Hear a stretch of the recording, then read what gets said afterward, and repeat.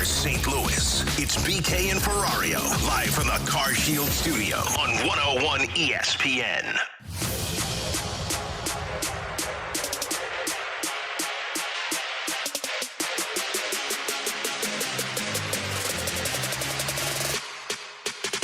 Has time this time. Blows, going deep. Has a man. Naylor. He's got it.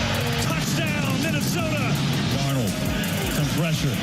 Senses. Throws. Goes end zone. Caught. Touchdown, Vikings. It's Addison. Alex, we watch a 17-game regular season, and normally it comes down to the postseason time, and you say, all right, who's the quarterback? Who's the quarterback that's available that I can trust in the postseason? So you end up getting, for 25 years, well, Brady's going to be in the Super Bowl. Who's he going to be going up against? And then you pick your NFC side. For me, it's overly simplistic, but that's the tried and true way of going about picking your Super Bowl teams.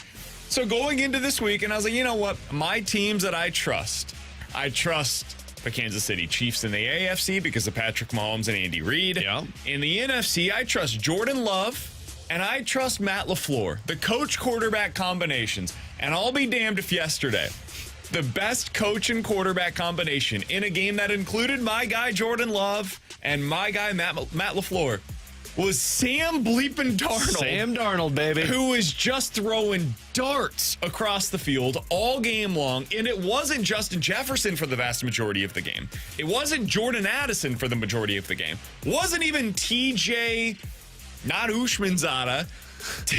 Hawkinson? I was wondering where you were going with that. It was that Naylor kid who nobody even played in fantasy. It was championship weekend, and every time they threw a touchdown, it felt like it was going to that Jalen Naylor character. Smart.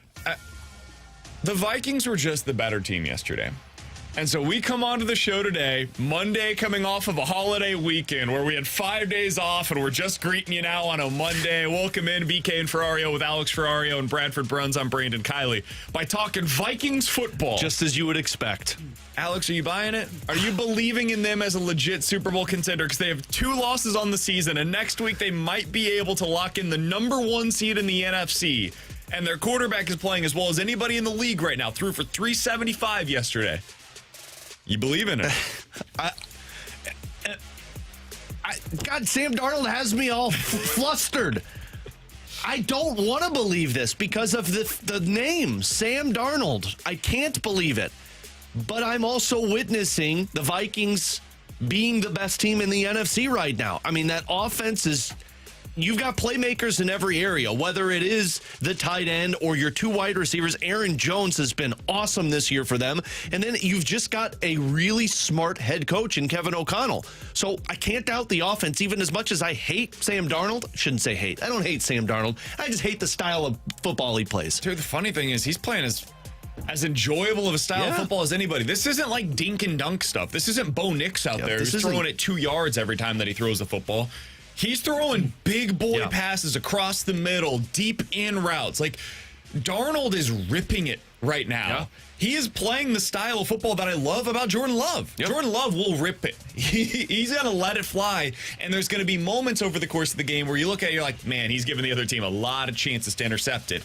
Darnold does the same thing, but when it is going the way that he wants it to, it's aesthetically as pleasing as any quarterback to watch right now. And that's why it's like I have to believe it. I have to at least look at what I'm watching and say they're the best team in the NFC. They've got the coach-quarterback combo. And for people that watched San Francisco with Brock Purdy and Kyle Shanahan over the last 3 years, I mean, I didn't believe in Brock Purdy, but the guy kept getting it done. So how can I doubt Sam Darnold? But it's not just Sam Darnold. I'm starting to just believe in the Vikings overall team. The offensive plays that they're putting together, they're smart plays. They're finding weaknesses on defense. But then on the flip side of it, why I say that the Vikings are superior, they just stopped the Green Bay Packers offense that you say can rip it. I don't think the Detroit Lions are going to be able to keep playing a shootout style against that type of defense. And then if I look at the Philadelphia Eagles or the Rams or anybody from the NFC South, who's going to find a way to put up points against that defense?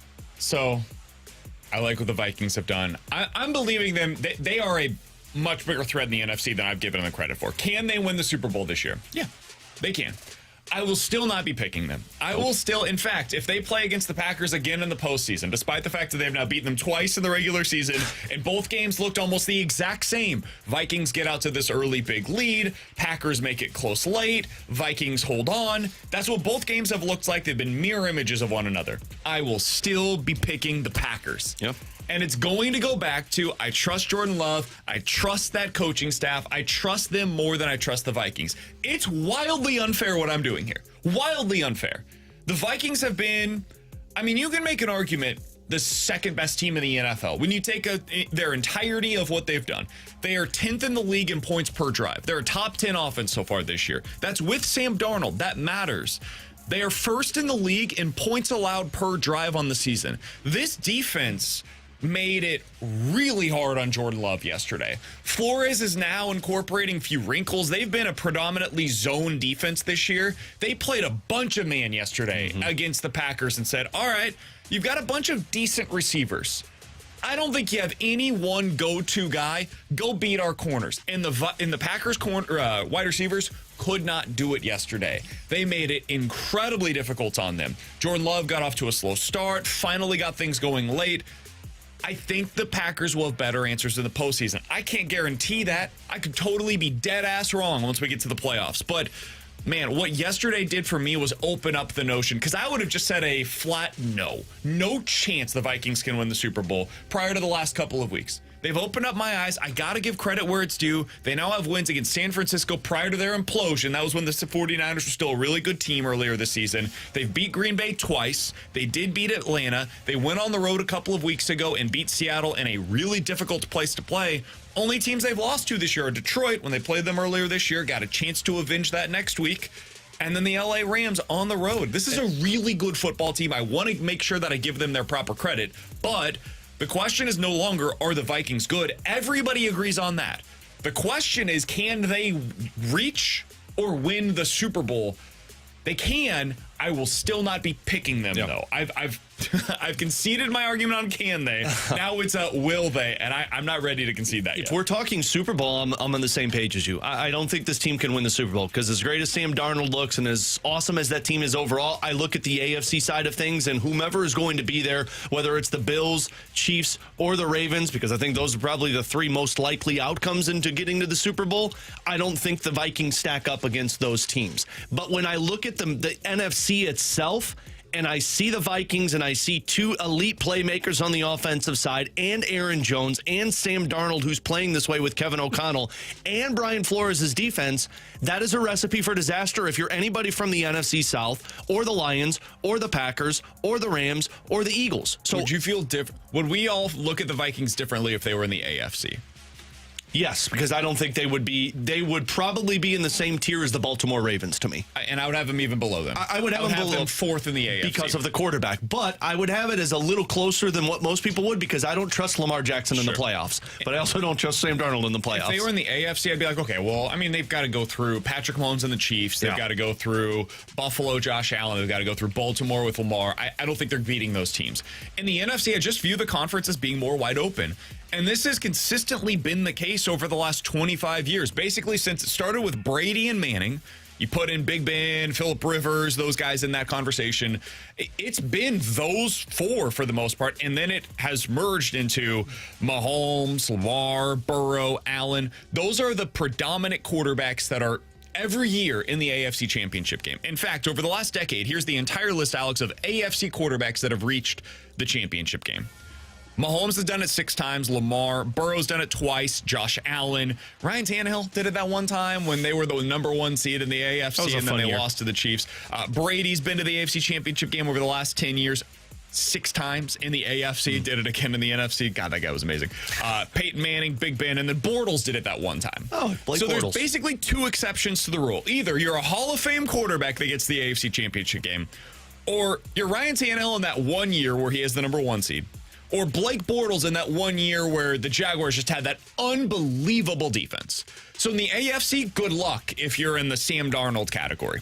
In the NFC, Jared Goff has made the NFC Championship game multiple times over the last decade. Brock Purdy has been there each of the past 3 seasons. Jimmy G, Nick Foles, Case Keenum, Matt Ryan, Carson Palmer.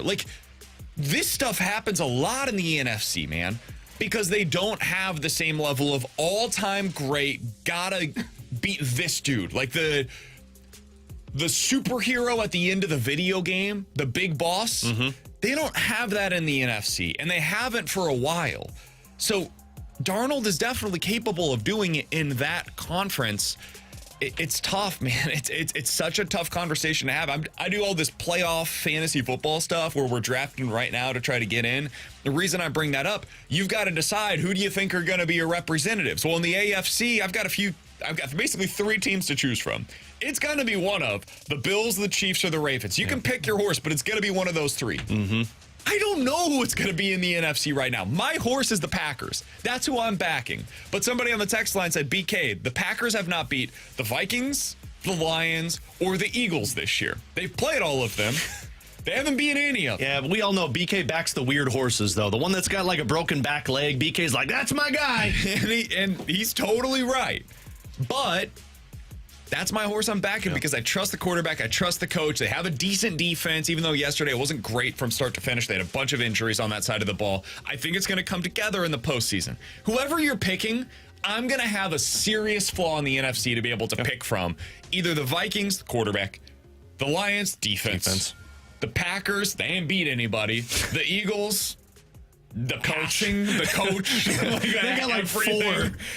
There's got to be something to pick at, regardless of who your team is that you're backing in that conference. The horse for me is still the Lions. And I mean, until I see them go down, it's going to be the Lions for me because that dynamic offense. But as I mentioned, I think the Lions, if they get that first round bye, great. If they don't, they're going to have to play shootout football, which is possible in the first round, maybe the second round. But once you see a team like the Vikings, I don't know how far you're going to go with that offense, considering you're going up against one of the best defenses in the NFL. Sunday night is going to be downright wicked. Cannot wait for that matchup. Does it tell you anything, though, guys? Yesterday, BK, the way in which O'Connell loosened the reins that much more, it was a matter, really, of the rhythm of Sam Darnold calling for 43 passes and just the 18 runs. I'm not going to overstate it and say that is going to be the approach moving forward, but you said it yourself. This is not a matter of somebody dinking and dunking the football. He is getting vertical, and you're putting the ball in his hands to ice away the game and force Green Bay to basically burn up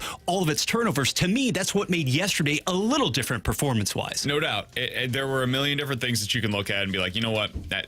This is the team. This is the team that's going to come out of the NFC this year. They have lost the turnover margin one time all season long. Sam Darnold, turnover merchant, has, again, been leading a team that has lost turnover margin exactly one time all season, and that was in Week 9 against the Indianapolis Colts. The Vikings are legit. They're a real threat in the NFC. Hard to ignore that after what they did yesterday. Next week, huge game between them and the Lions. You'll be able to hear that right here on 101 ESPN. All right, last thing to get to on the NFL, Alex, before we get out of here today. The Colts, buddy? Anybody? What was that? The favorites had an overwhelming week in the NFL. Overwhelming. I'm almost so all of glad them we won. didn't do pick 'em this week. Dude, it would have been It would have been most 0 of for the 3. if you picked a favorite against the spread, I think they were 12-3 over the weekend. Yeah. So combining all of the games. That's typically what we go with, though. So maybe we would have all gone 3-0 again. We might have been okay this week, other than that Colts game. Colts lose to the Giants on the road 45-33. Drew Lock. Anthony Richardson out of the game, and then Joe Flacco comes in. I thought that could give them a better chance, honestly. And then the defense just completely gave up. But I don't know what's going on with the Colts. I don't know what's wrong with them, but that was an inexcusable performance for them. That to me was one of the other big storylines coming out of this week. Other than that, things pretty much went according to plan. Jaden Daniels was great last night. That was an awesome game. The slate overall, for the most part at noon, sucked. And then we got to 3 o'clock, got the Packers-Vikings. Great game. Got to the night game, Falcons-Commanders. Great game. Other than that, though, I didn't feel like there was a whole lot notable from the Sunday. No, I'm with you. Because all the noon games, they were done by halftime, like Bills and Jets. That one was just over with, so you didn't have to really worry about it. I think the only real highlights that you got was the Colts kind of collapsing, but there was really no shot for them to do anything anyway. You're focused on the Bengals, and that's about it, and that's carrying over from what Saturday's game was.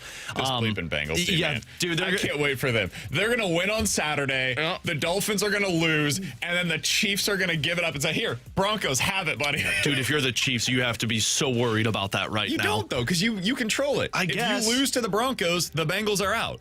You have all destinies in your hands. Do you want the Bengals in or not? If you don't, cool. Here, do you Broncos want the Bengals in, or do you want to rest your guys to make sure? Well, yeah, if you rest your guys, the Broncos win, which means that the Bengals are out. Oh, okay. Yeah, that's right. If the Chiefs just throw the football game, which they can, they probably will, Bengals are done. Watch the backups. They'll find a way to beat the Broncos, and they'll still win, and then Bengals find a way in. It's going to happen. And then BK's worst nightmare is going to take place. I mean, if they get into the postseason, would you pick them against the Ravens? You probably would. Yeah, because the Bills. They would play against the Bills in the first round. Ooh, I wouldn't take them against the Bills. I'd take them against the Ravens because I don't trust Lamar Jackson. And I say this as the king of the Bengals bandwagon. I think people are vastly overstating this. That team's not very good, man. The offense is amazing. They can't stop anybody. Yeah. No. They made Bo Nix look amazing over the weekend. Well, Bo Nix is awesome. Bo Nix is a perfectly solid quarterback. That is not a guy that typically throws the ball deep, and he had multiple deep shots, including the one to Marvin Mims, which was just amazing. Yeah. That Bengals team does not scare me the way they have in the past because they can't stop anybody. The defense is. I'd still would probably take them over the Ravens because I don't trust Lamar Jackson. I trust Joe Burrow to protect the football more than I trust Lamar Jackson to protect the football. It would be hilarious. All right, that's what we got from the weekend in the NFL. We'll certainly get into that more coming up at the 12 o'clock hour. 314-399-9646 is the Air Comfort Service text line to get involved in the show. You can check us out on YouTube as always at youtube.com/101ESPN STL. That's where the Graveyard Chat is off and running. Bishing about sports. We got DJ Patty Cakes in there. We got Garland in there. We got J-Rock in there. We got a whole lot of conversation taking place. It's a beautiful day here on BK and Ferrario. Coming up in about 15 minutes or so, we got to talk about the big story in college football from the weekend, and we'll get to a quick preview of the Mizzou versus Iowa game that you'll hear right here on 101 ESPN later on this afternoon. But next, Alex, we got to talk about it. Your boy Jordan Bennington is going through it again. He had one really nice game, and then over the weekend, it looked like more of the same. Is it time to flip the goalie situation for the Blues? We'll talk about that next here on 101 ESPN. St. Louis Blues hockey can be heard exclusively on 101 ESPN. Get the info you need before and after every Blues game with a First Community pre- and post-game show. First Community Credit Union, calling St. Louis home for 90 years and powered by Scott Lee Heating Company. Move-in ready homes up to $50,000 in savings. Visit trhughes.com. Prescriptions require an online consultation with a healthcare provider who will determine if appropriate restrictions apply. See website for details and important safety information. Subscription required. Price varies based on product and subscription plan. Hi, I'm Dr. Peter Stahl, board-certified urologist and senior vice president of men's sexual health at HIMSS. I've helped many guys with ED in my 12 years of practice. But now you can get world-class care for ED 100% online by going to hims.com. So what are you waiting for? To start your free online visit and find ED treatment at up to 95% off brand name prices, go to hims.com/joy. Lowe's knows how to help you save time and money, no matter the job. That's why we can deliver supplies to your job site as soon as same day, so you have more time to get the job done. Because when you need it fast, we've got you covered. Lowe's knows pros. Valid on eligible in-stock orders and select zip codes placed by 2 p.m. for same-day delivery by 8 p.m. Subject to driver availability. Fees vary based on purchase. More terms apply. See Lowe's.com/same-day delivery for details. Window Nation customers have been singing our praises for years. With fast, local service and a 96% customer satisfaction rating,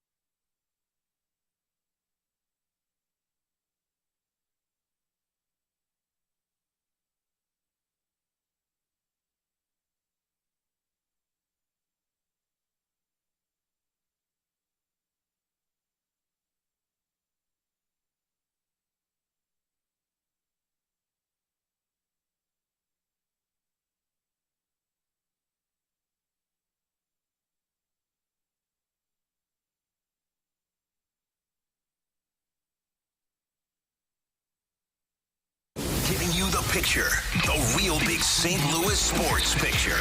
It's BK and Ferrario, live from the Car Shield studio on 101 ESPN.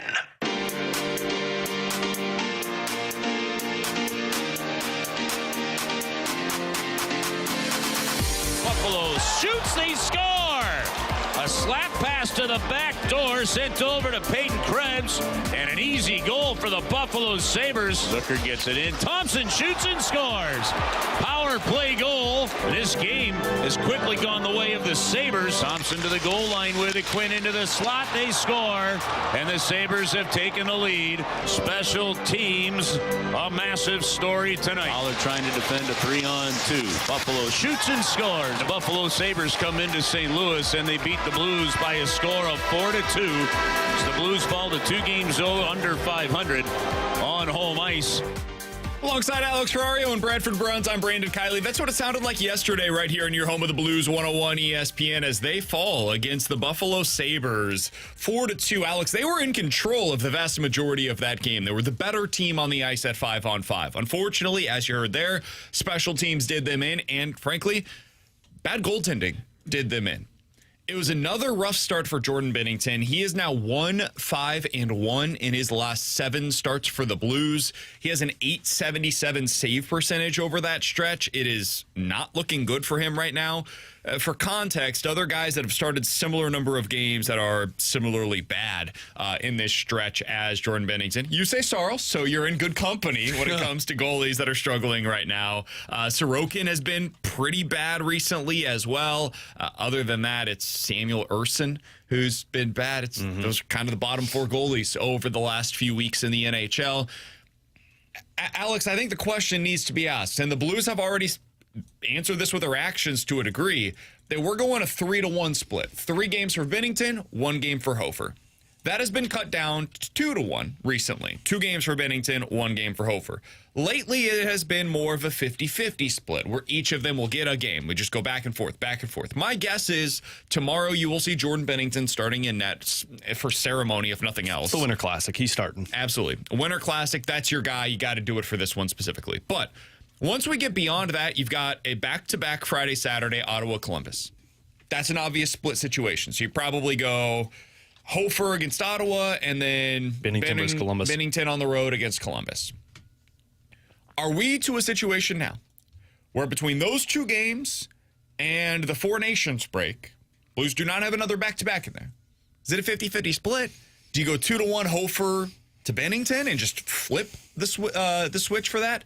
How are you viewing the Blues goaltending situation now with the Jordan Binnington struggles lately? It's costing them. It's costing them wins. You know, you go back and look through some of these games. That Buffalo Sabres game, that was a game you should have won. You outplayed them from start to finish. Special teams killed you in terms of your power play being bad, but you let up 2 power play goals. One, I can't blame Binnington on. It's an elite shot from Tage Thompson, but that Jason Zucker goal, that's right in the slot, point blank with nobody around you, and you missed it. And then you get that even strength goal to kind of cap off the loss. But, you know, you go back to that New Jersey Devils game. That was another one that it felt like, man, you missed a couple of save opportunities that you could have won. This is kind of a trend with Binnington. Like, Decembers aren't good for him. Jake Allen. It's the Jake Allen effect, dude. I remember this with him every year. It was the always same would thing. send him home for a little bit. Of the season, it's like, hey, dog days of the winter, I guess, instead of the summer. He struggles, and then you get him back in like late February, and boom, you're going to go for the stretch Now, run. the difference is, like, you're not winning in the month of December. Last year, you were 5-5, but he had an .888 save percentage. Some of that, though, is the new coach bump, because remember, Bannister was hired on December 14th, and then you get the new coach bump, and you're finding ways to win games that you probably didn't deserve to win. But .888, like, if you look at his trend in his career, he's .889 in the month of December. It's .900 in January save percentage. That is .915, .917, .914. Like, he gets better. Stretch run, he's great. Yeah. And I mean, it's not uncommon. Like, Jake Ottinger is this way. Jake Ottinger in the month of March, an .899 save percentage. Thatcher Demko in the month of February, .892. So, like, this is a trend for goaltenders. By no means am I making excuses for Binnington, though. I do think you have to. I don't know if I would drastically change it to now we're going to go 2-1 split for Joel Hofer over Jordan Binnington. I think I would look at this as 50-50, though, coming out of this Winter Classic after that set of back-to-backs. I would look at this as a 50-50 split because Joel Hofer's the hot hand right now, and you got to get wins. You cannot afford to be 500 or below in the month of January. If you are, I'll make the bold statement now, you're not going to be a playoff team. Yeah. You've dug your hole too far. You're taking on Calgary twice, Utah once, Vegas twice, Dallas, Columbus, Minnesota. All of these teams are sitting in front of you in the wild card race. So what do you need? You need a goaltender to steal you some games. And I think that's going to have to be Joel Hofer.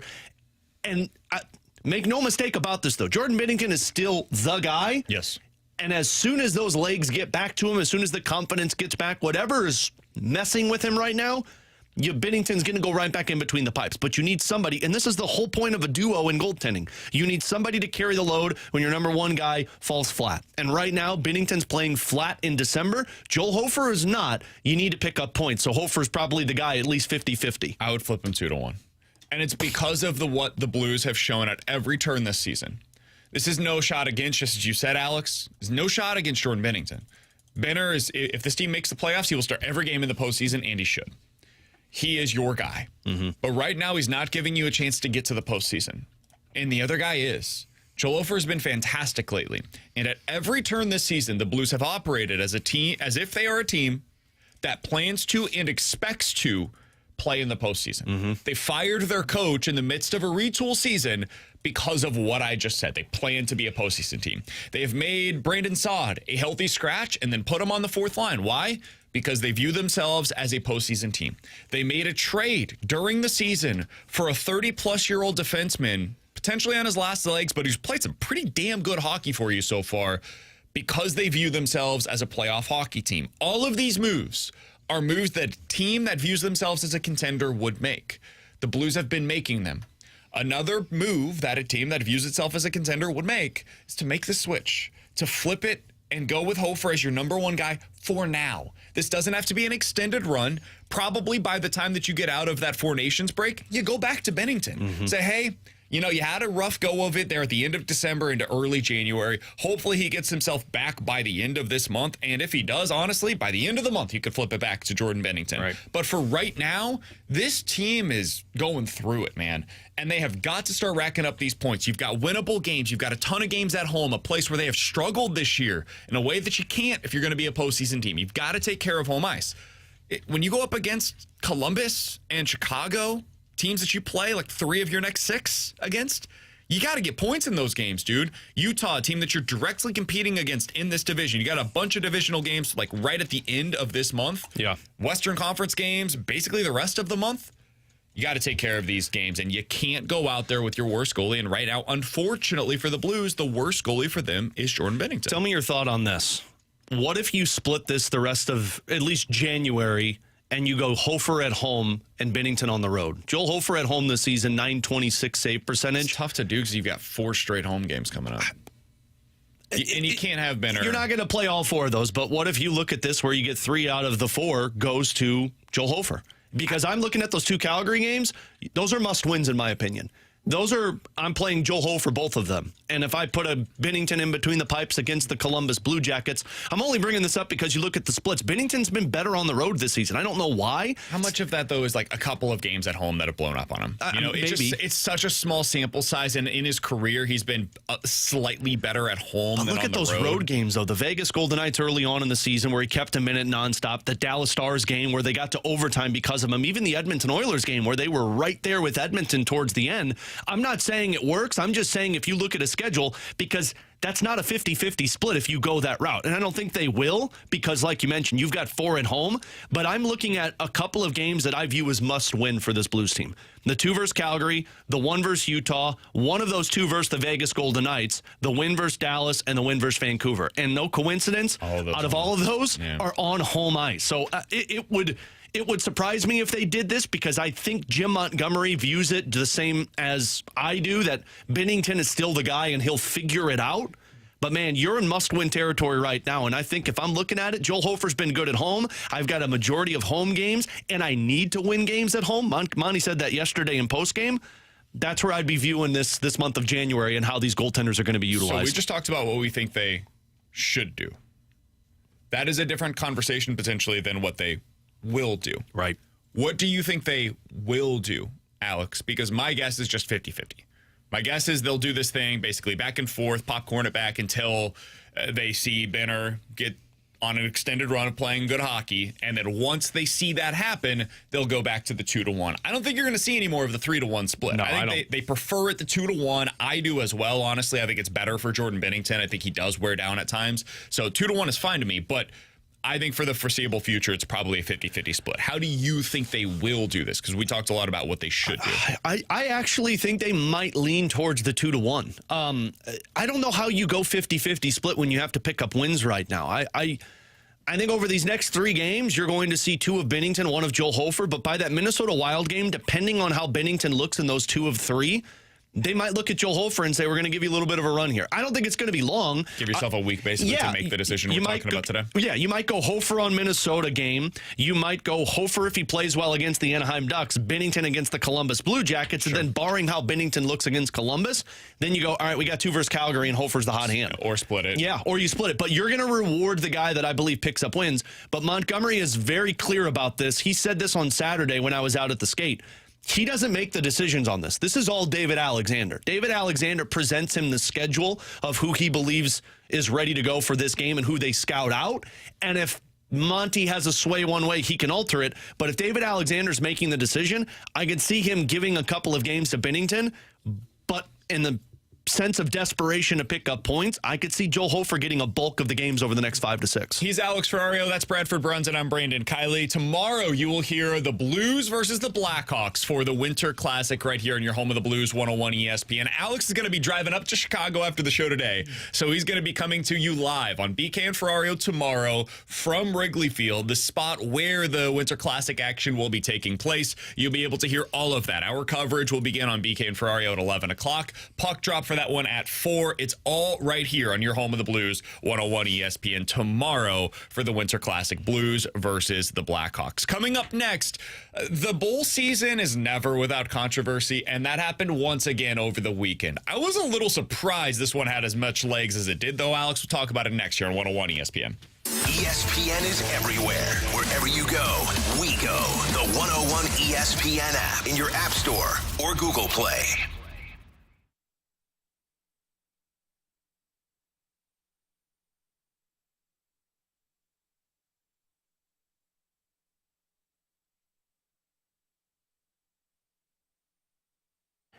Alex Ferrario back with you to talk about my friends over at Classic Air Care who are there to help you with your HVAC issues. Whether you've got an older unit that needs to get a couple more years of life, or maybe you're just sick of that older unit and you're ready to purchase a new one, Classic Air Care can help in all of those avenues because of the incredible customer service you get and the knowledge that you provide, that you get when you bring in one of those technicians from Classic Air Care. I speak so highly of them because I've been using them since 2016. They've made 2 different units, 25 years and older, last me for the amount of time that I've stayed in those homes. And that's where Classic Air Care comes into play. I'm a part of their maintenance agreement, which what this is, twice a year they come out, they check the unit, fine-tune it, clean it so it gets you through the upcoming season, whether it's the cold winter or the hot summer.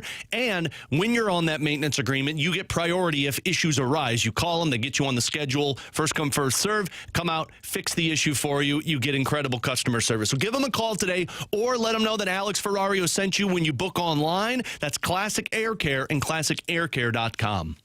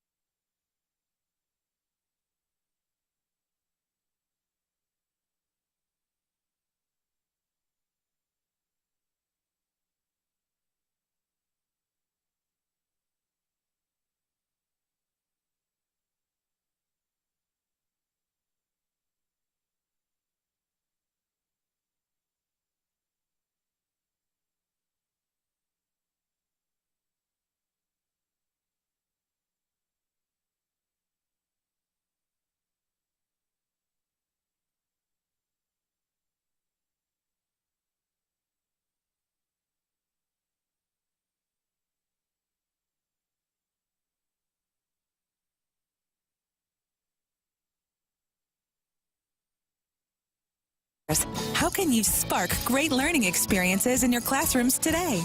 Join at thinkitup.org. The Blues play on ESPN. Shoots, he scores!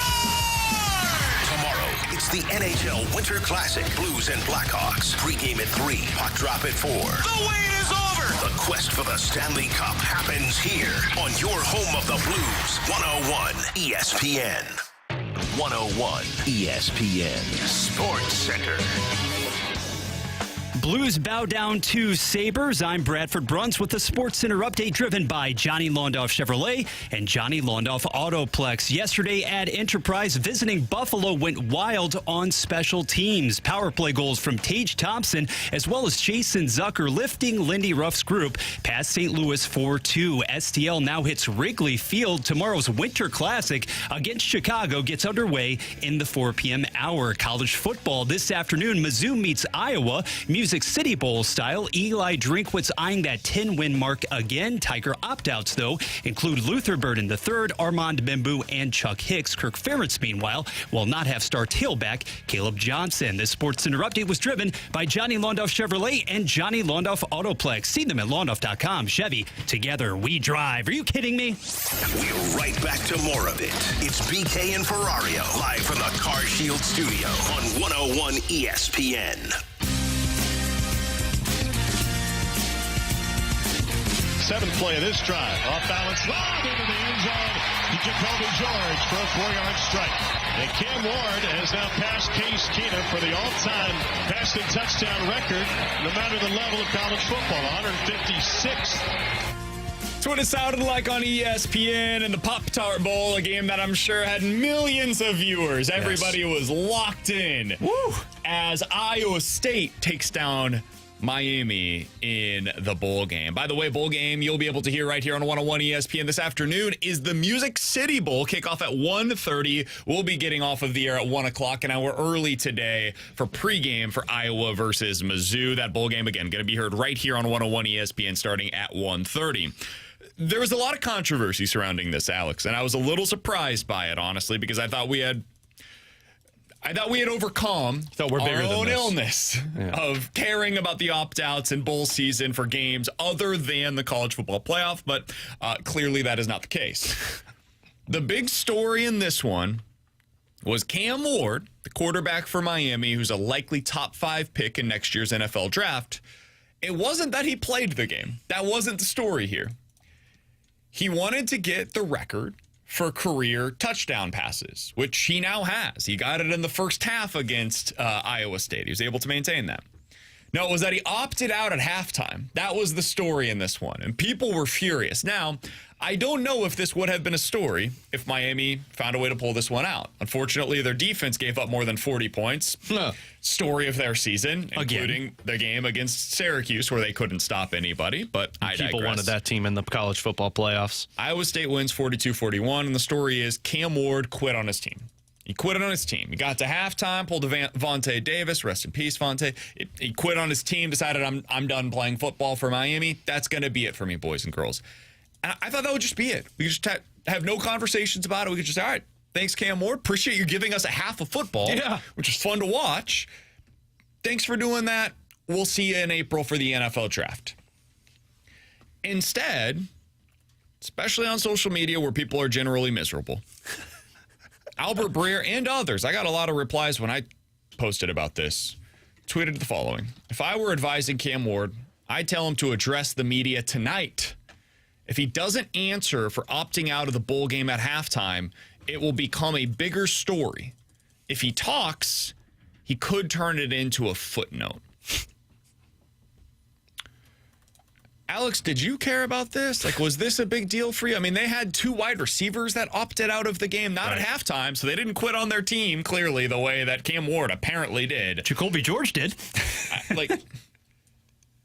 Last year, we saw something similar in the LSU bowl game where Malik Neighbors played a half, got a record, and then didn't play in the second half. Decided, okay, I'm done here. I've done what I need to. He went on to have, I would say, pretty good rookie year, including this weekend, where he basically single-handedly beat the Colts and wiped them out of the playoff conversation. Did you care that Cam Ward opted out at halftime? No. I absolutely didn't. And I think the people that are upset about it are either internet trolls or Miami fans who generally wanted to see a win in that bowl game, which, like, I get. Like, it's a bowl game. I guess I don't get because I don't really know what the excitement is, but you're in the Pop-Tarts Bowl. You're hoping to win. The expectation should have been Cam Ward wasn't even playing in this game. Yeah. You got Cam Ward for 2 quarters.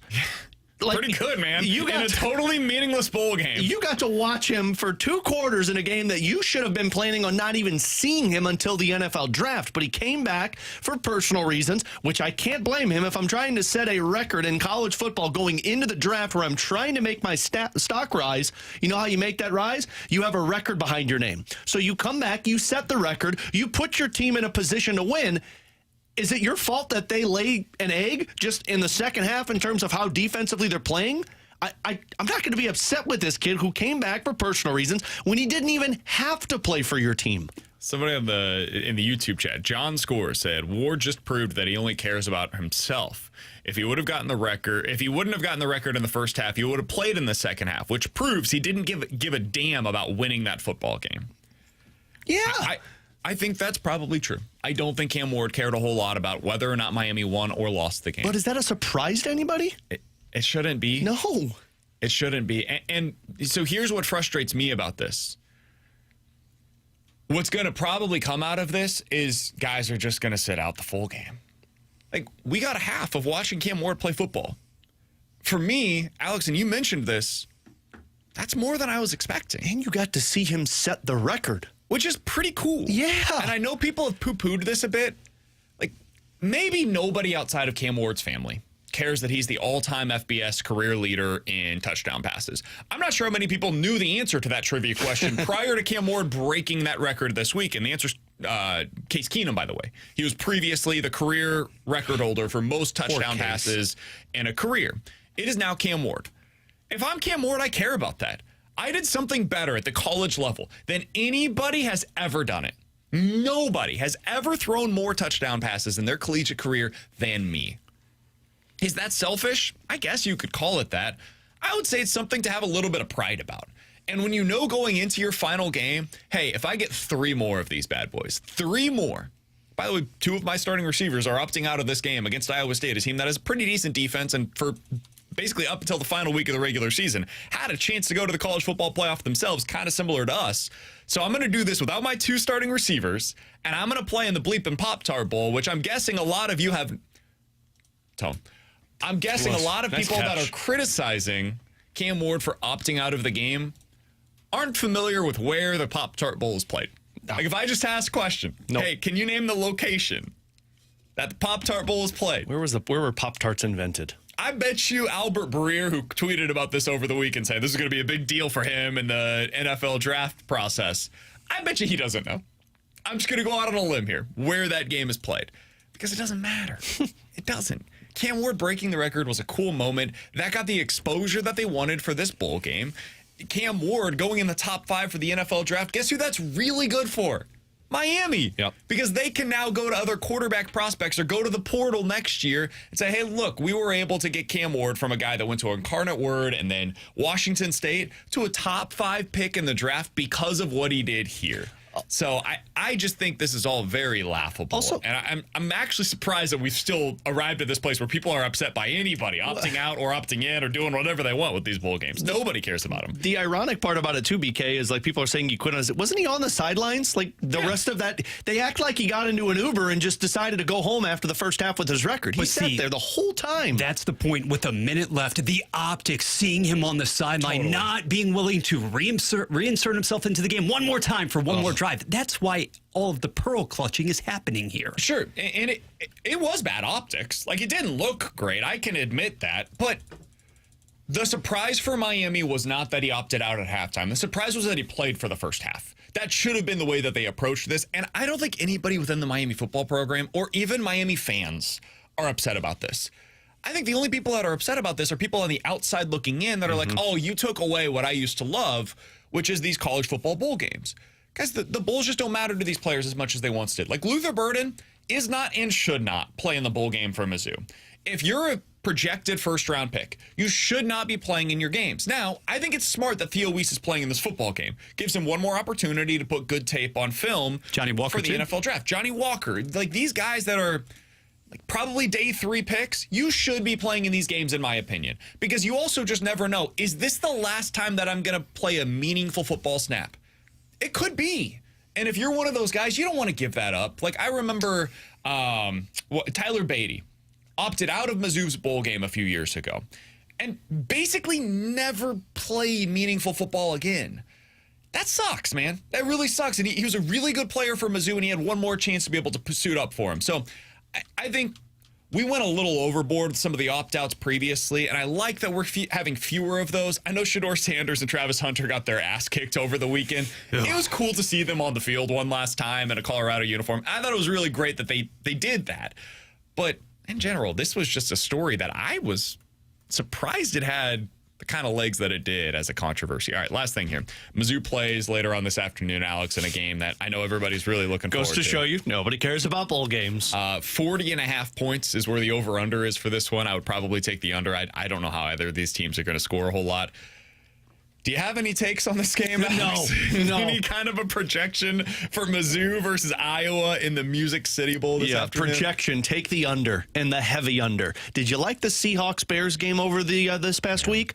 Because that's what I'm expecting in this one today. Now, I don't really think... I think there's things that you'll learn about individual players in a game like this, and it's still cool because it is a bigger bowl game. I'm excited to watch Brady cook one last time. Yeah. That's really what I'm looking for in this one. I wish Luther Burden wouldn't quit on his team. Yeah, you know? For sure. Jeez. I do like that Theo Weiss is going to be out there. I'm interested to see some of the younger receivers, like Marquise Johnson. What's he look like in a bigger role? Who does take the slot role with Luther Burden not being out there in this one? I'll be curious to see that. Next year, it's going to be Kevin Coleman, so it doesn't really matter a ton in this game, but I want to see what Joshua Manning looks like in an expanded role. Some of those younger receivers are going to get real opportunities next year, and this will be a chance for them to be able to go out there. They're going to be without Norfleet, who got surgery, we think, on his shoulder, pretty sure. They haven't specifically announced that, but he was dealing with a shoulder injury all year long, and he got surgery, so ipso facto, I think he got surgery on his shoulder. Insider. So my guess is they'll probably play with fewer 2 tight end sets, which means more of those opportunities with 3 receivers on the field. So those are the things that I'm most looking forward to. I'm curious about the running back situation. How are they going to go? Nate Carroll, or with Carroll, Noel, are they going to get a little bit more of Jamal Roberts in this game? Maybe we see him go with an expanded role. Those are the kind of things I'm watching. It's less about, hey, does Missouri win? I hope they do, but I would pick them in the game. They're a -2 favorite. I would probably take them with that spread. I think it's going to be like a 20-13 type of a win. And for a couple of the freshmen on the defensive side of the football getting more reps at that second level, like a Rodriguez, for instance, I'm with you too, BK, insofar as I want to see more reps in this game from a Jamal Roberts. You would expect him to be operating next season in tandem with Hardy coming out of the backfield. I actually know pretty well, I think, what to expect from MU here, but Iowa, complete wild card. You don't have Johnson. You have Sullivan allegedly starting at quarterback. MU, Johnny Walker, etc. Let's get after it one more time on the defensive side. They also don't have their running back, who's an NFL draft prospect, like a big-time NFL draft prospect, top 3 running back in this year's class. It's going to be a weird one. I'm just ready for punts. Weird stuff. I'm ready for punts. I think you're going to see a lot of those. All right, Can't with wait. Alex Ferrario and Bradford Bruns, I'm Brandon Kiley. Coming up next, 314-399-9646 is the Air Comfort Service text line for questions and answers here on 101 ESPN. Start your day with the morning after on 101 ESPN. Get in the know first on everything St. Louis sports with Tim McKernan, Doug Vaughn, and Martin Kilcoy. Listen to TMA weekday mornings from 7 to 11 a.m. on 101 ESPN. The morning after is presented by Brown and Crouppen Law Firm.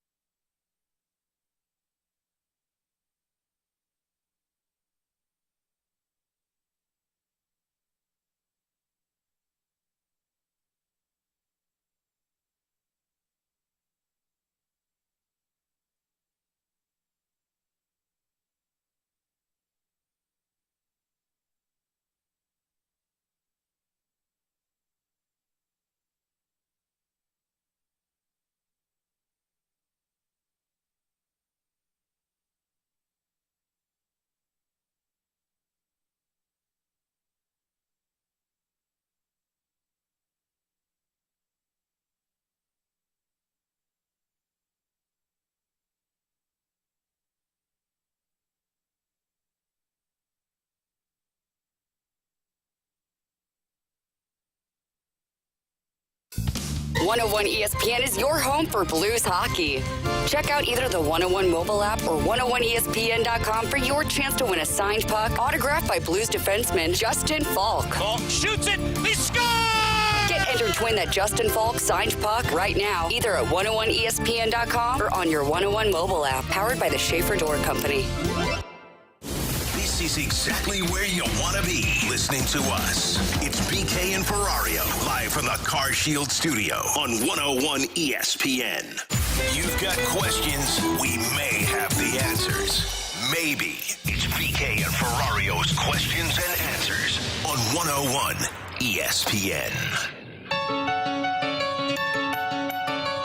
314-399-9646 is the Air Comfort Service text line for questions and answers. If you guys have any questions, get them in over there or get them in on the YouTube chat. YouTube.com/101ESPN-STL is the place where you can go over there to watch us every day or also to put your questions in for questions and answers. This one comes from the 314. Guys, will the Cardinals make any moves this winter? Seriously, though, when do you think something could happen for them? We're going to talk about this a little bit more at length coming up in the next segment, but I think we're getting closer, probably a little bit after the first of the year, to the Cardinals being able to move one or some of their starting pitching. Now that Corbin Burns is off of the market, Roki Sasaki expected to be the next one to move, I would assume. The only real game-changing talent starting pitching-wise available is Jack Flaherty. And after that, it's like number 3s and 4s that are potentially available. I think that's where you start to get into teams pivoting and saying, okay, Eric Fetty is really of interest to us. Steven Matz is really of interest to us. So I think we're getting close to that. Those are the kinds of moves I expect to see. I don't know if they're going to sign like a free agent to a major league deal this offseason. I would probably bet against it unless it's somebody for their bullpen. I was going to say, I think it'll be some minor signing that'll be kind of like a addition to a mass group, but I think the only moves you're looking for are a trade of a pitcher and Nolan Arenado. And we've talked about the Nolan Arenado thing ad nauseum. It just feels like this one might just be stale for a while until one team gets desperate. I think the position you're in now is to try and find a way to make a trade and start pouncing on this market being so high. But I think you're right. I think you're probably about a week away from that. Once Sasaki signs, that's when you're going to see some of that pitching trade market pick up a little bit more. 314-399-9646 is the Air Comfort Service text line for questions and answers. Guys, where do you see Nolan Arenado going at this point? Do you think there is a favorite? Alex, what did you say? Somebody mentioned the Yankees, not necessarily an option. Joel Sherman from the New York Post, I believe he's affiliated with. Yep. He just was on a podcast saying like he has talked to a lot of people in the New York Yankees system and organization, and he said, I cannot find one person that says, yes, we're interested in Nolan Arenado. Some of that could just be playing ball in terms of, we're not going to fess up to that because we don't want to eat a lot of money. We want a deal that's favorable to us. But the other side of it is, the Yankees probably don't need to worry about that right now. They've got the position that they're in right where they're standing, and they've got Paul Goldschmidt at first. They'll figure the rest out. The teams are starting to really dwindle in terms of who's going to go after Nolan Arenado.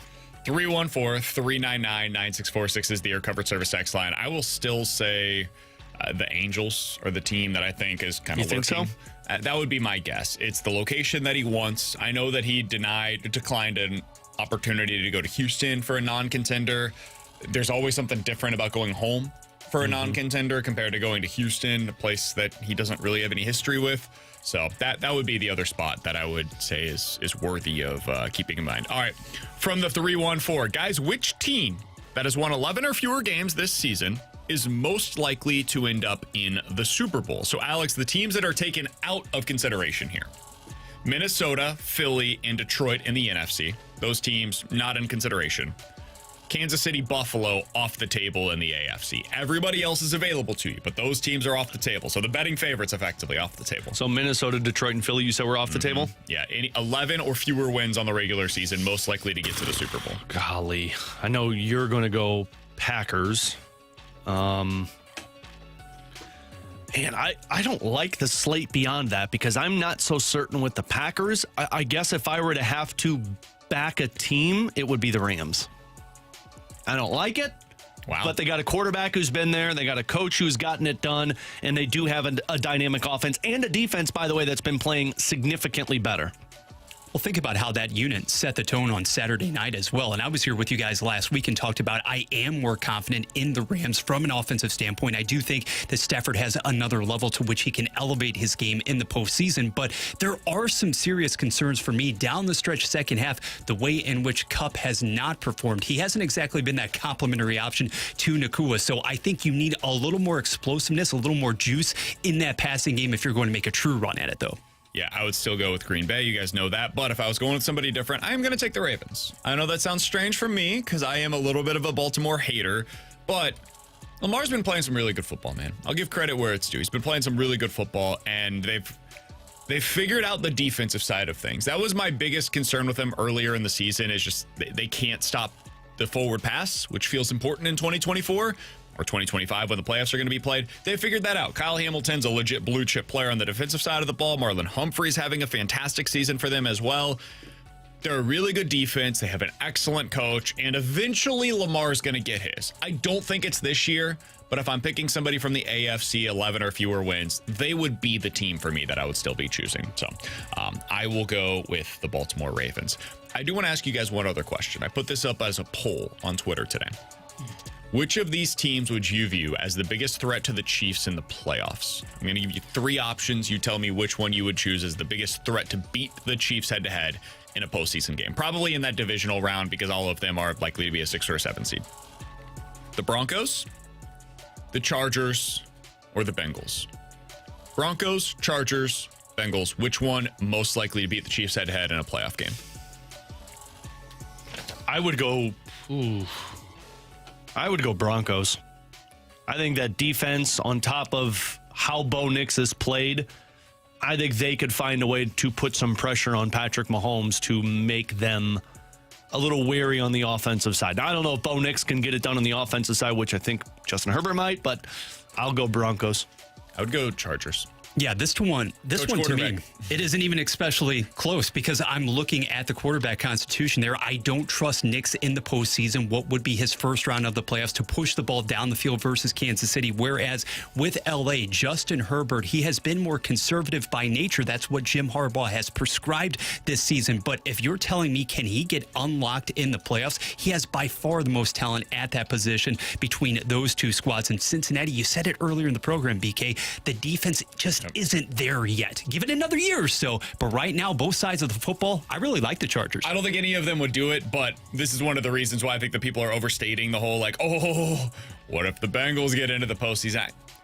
I'm scared of Joe Burrow. Joe Burrow, T. Higgins, and Jamar Chase is bleeping terrifying. Those guys are going to put up points if they get into the postseason. They will score against whoever it is that they go against. But they will be outscored by the opposition because their defense has to also come to whatever city they're going to. So the Chargers, to me, are the team that scare me the most from a Chiefs perspective of potentially actually losing that game because they can just make it into a rock fight. They can hold the Chiefs to 23, and then boom, you're into this last-second situation where Justin Herbert is driving. You've got to stop him, and now it's coming down to their quarterback against your defense. I would take the Chiefs in that scenario, but of those three teams, I think the one that has the most playoff football success potential, I think it is the LA Chargers right now, until the Bengals figure out that defense side of the ball. All right, in 15 minutes, 314-399-9646 is the Air Comfort Service X line for in or out. You guys give us a scenario. We will tell you if we're in or out on BK and Ferrario. But next, the National League contenders all seem to be pointing to the same thing that they needed to upgrade in order to have more success in 2025. What does it say about the league? What does it say about the way that the Cardinals need to construct their roster whenever they try to get good again? We'll talk about that next year on 101 ESPN. 101 ESPN's Blues Fan of the Week. Shout out to Doug DeLeo of St. Peters, Missouri. He was named our new 101 ESPN Blues Fan of the Week. Submit your pick now to be the next 101 ESPN Blues Fan of the Week and take home a pair of tickets to an upcoming Blues game. Learn more at 101ESPN.com.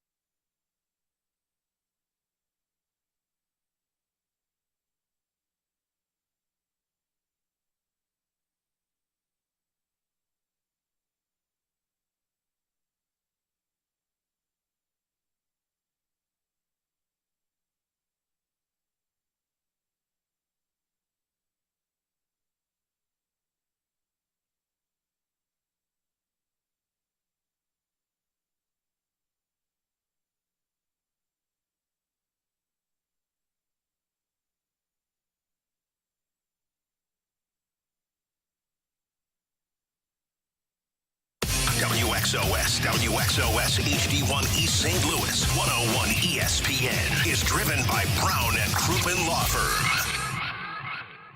Blues hockey is on 101 ESPN. Get the inside scoop on and off the ice with the Last Minute Blues podcast with Alex Ferrario, Jeremy Rutherford, and Donnie Fandango. Blues opinion, talk, and speculation. It's what we do. Watch or listen to the Last Minute Blues podcast on our YouTube channel or at 101ESPN.com. They are St. Louis. It's BK and Ferrario, live from the Car Shield studio on 101 ESPN.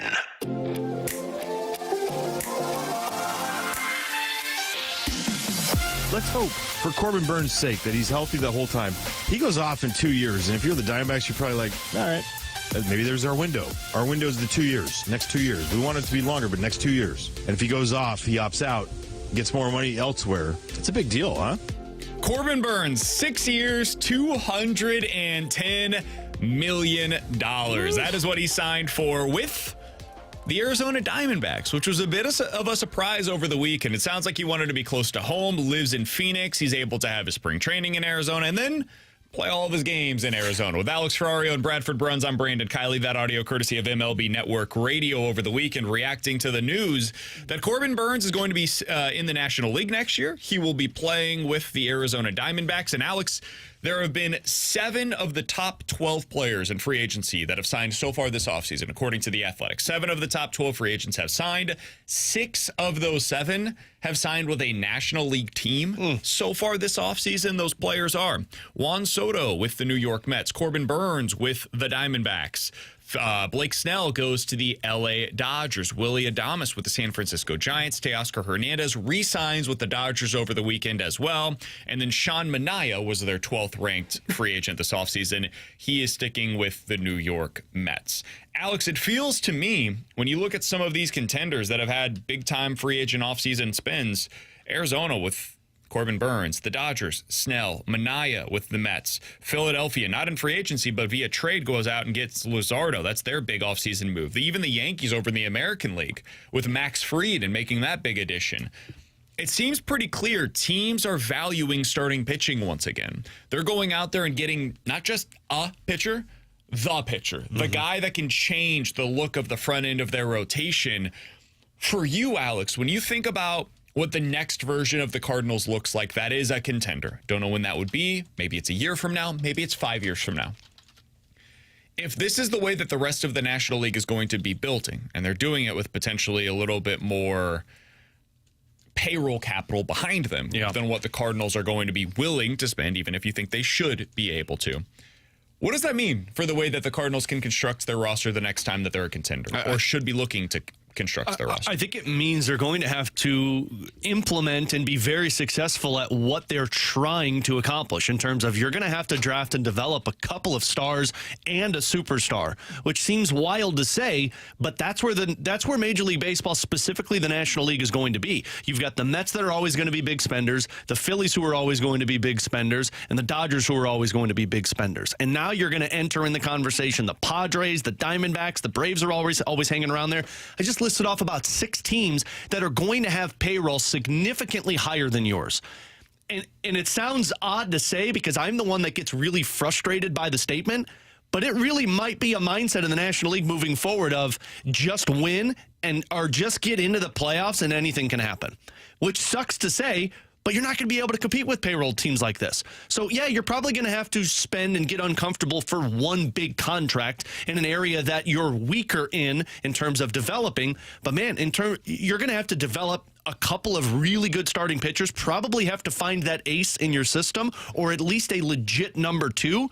And you're going to have to find a couple of stars on the offensive side if this is what you're going to have to compete against in Major League Baseball. I think it's twofold. One, what you just said. You're going to have to develop.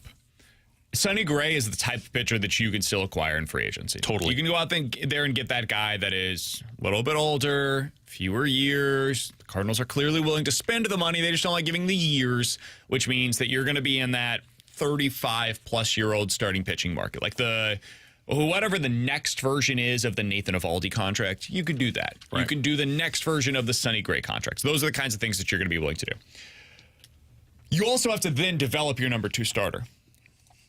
The other part of this story, though, to me, is it means you've got to trade a guy like Eric Fetty this offseason. Mm-hmm. Because if these teams are valuing that level of starting pitcher the way that they have, like Sean Manaea getting $25 million a year, we'll see what Jack Flaherty ends up getting. We'll see what some of these other like mid-tier starters end up getting on the market. I mean, you're talking about Jose Quintana, Max Scherzer, who's over the hill at this point in his career, Andrew Heaney, Nick Pivetta. Like, those are the next wave of starting pitcher free agent after Jack Flaherty. That's the point at which the Cardinals should be looking to pounce. Now you can go out there and offer, okay, yeah, you can get Nick Pivetta, but you're giving up a second-round pick in order to sign him because he's attached to the qualifying offer. Or you can give up draft pick compensation, and instead of paying Pivetta, I don't know, $18 to $20 million a year, you get 1 year at $7 million for Eric Fetty. And then after the season, you can qualifying offer him and either have him on effectively a 2-year, $27 million contract if he comes back for your team for that money, or he walks, and now instead of signing Nick Pivetta for that qualifying offer compensation, you get the qualifying offer compensation for Eric Fetty next year. So it's just a better bet for these teams to go out there and get him. I just don't know really what the argument is to keep Eric Fetty at this point. Given what the market situation is out there, you can convince me, and the Cardinals have convinced me, all right, keeping Ryan Helsley might make some sense. The Fetty thing is much more difficult. You have internal options that could replace him. You're not trying, I don't think, to compete for a World Series this year. I don't think he's going to be a part of their long-term plans because he's likely to get $20 million a year on the open market if he has a repeat of what he did a year ago, which is what the Cardinals should be hoping for, is that he's good again. I just think that this is the type of a situation where you have to cash in. And given what we're seeing these other pitchers, 6 years, $210 million. Corbin Burnes is really good, man. There are some warning signs here with his stuff and the lack of velocity and the way that this is going to play in the future. This is the exact offseason one I think the Cardinals should try to capitalize. So that's the other thing that I would add to this. Yeah, well, and I think you've got a guy like Sonny Gray, and you're right. You can always go out there and find that. You're going to have length in terms of your rotation. And what I mean by that is you're not going to be able to just rely on 3 guys going up against some of these elite teams in the National League. You're going to have 5, 6, or 7 guys. And I know we always say that in terms of depth, in terms of your rotation, but it's not going to be a couple of guys who can fill in. It's going to have to be a couple of guys who can like raise their ceiling a little bit higher. And the good part for this Cardinals team is you already drafted a J.J. Weatherholt in terms of higher in the draft, and now you've got a top 5 pick coming up. So you've got 2 opportunities in front of you to identify that talent and add them to the pot that's already full of a lot of guys who you feel like can help you compete. But the biggest issue right now is developing it into a consistent ball club that can be a threat. From the 314, guys, do you think that the Cardinals would get more for them now or at the trade deadline if they ended up holding on to them? I think they would get more. I believe this. Other people will disagree with me, and that's fair. I think there's a legit conversation to be had. But to answer the question myself, I think you would get more for Ryan Helsley at the deadline than you will this offseason because of the supply of closers that appears to be available out there. And just think about it in terms of urgency, right? If I'm another contending team, am I urgently trying to acquire a closer this offseason? Maybe not. Because I can find one over the course of the year. The Yankees just went to the World Series with Luke Weaver as their closer. And that just developed over the course of the season. A lot of teams will do that. Once you get to July and you've got owners that get involved where they start saying to their front office, like, hey, I'm sick of blowing these games. Go get a closer. That is when the overpay starts to happen. You start seeing some of these contenders that didn't expect themselves to be in a contending situation. They're willing to throw more out there than you would otherwise expect. So that's why I think Helsley has more value at the deadline. I don't think Fetty does. We see every year at the deadline, guys like Eric Fetty get traded, and it's not for a ton. Hell, we've seen it with the Cardinals. Look at what the Cardinals were able to get for Jack Flaherty and Jordan Montgomery and those pitchers that they dealt, or some of the other pitchers, Jose Quintana, what they had to give up for them. It's not a lot. So I think Fetty's going to have more right now, more value right now. I think Ryan Helsley will have more value for you at the trade deadline. Yeah, so that's where I'm at as well, especially for the prices that some of these starting pitchers are signing for, and these teams that aren't willing to spend $100, $200 million and give out those years. Man, I'd be pouncing right now, and I'd be calling every team for Fetty, and I'd be calling about Steven Matson, seeing is there anybody that needs a starting pitcher? Somebody on the text line, last thing here, said trading a cost-controlled number 2 starter, which is what Fetty is right now for this team, would be the dumbest thing they could possibly do when they're trying to save money. I thought T-Bone brought up a great point with us a few weeks ago when he said, hey, trade Fetty, and then just turn around and sign Kyle Gibson. Yep. He's not a great number 2 starter, don't get me wrong, but he'll give you the innings. He's a great guy to have in the clubhouse. I bet you could get him for $8 million. Yeah. So you're spending an extra $1 million and getting whatever that prospect capital is in return for Fedde. That to me would be a really smart way to go about this. And what does a cost-controlled number 2 do for a Cardinals team that's only cost-controlled for this season, which the Cardinals are viewing as a development season? It does nothing for you. Like it's not helping you pick up 10 extra wins and become a playoff team. Maybe it adds 5 more wins than what you were expecting to get. But after the season, he's going to cost more than the Cardinals are willing to spend. So why not get assets for it now rather than get very little assets at the trade deadline? He's Alex. That's Bradford on BK. Coming up next, in or out here on BK and Ferrario.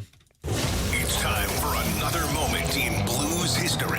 On this date back in 1986, the Blues would take down the Boston Bruins 4-3. Power play goal for Brian Benning, Gino Cavallini, Ron Flockhart, all scoring goals for St. Louis. Thomas Gradine and Jeff Courtnall picking up goals for the Boston Bruins. The Blues would skate out of TD Garden with a winner. This date in Blues history was powered by Classic Air Care, making people comfortable since 1926. For all your HVAC needs, ClassicAirCare.com.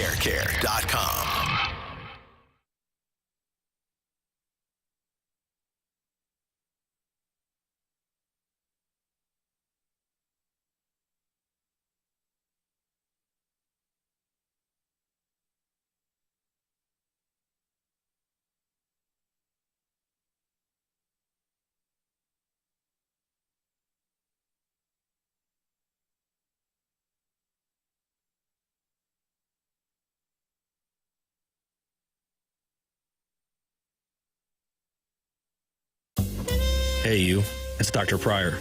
If your mouth's been getting more action from late night pizza than it has from a toothbrush, it's time to come see me. At 100 West Dental, we know how to clean up your act and your smile.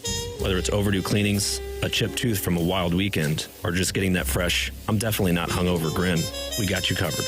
Look, we know you're not shy, so why shy away from getting your teeth right? Book your free consultation at 100westdental.com and let's give you something to smile about. Because hey, you deserve to be as smooth as Tim's golf swing.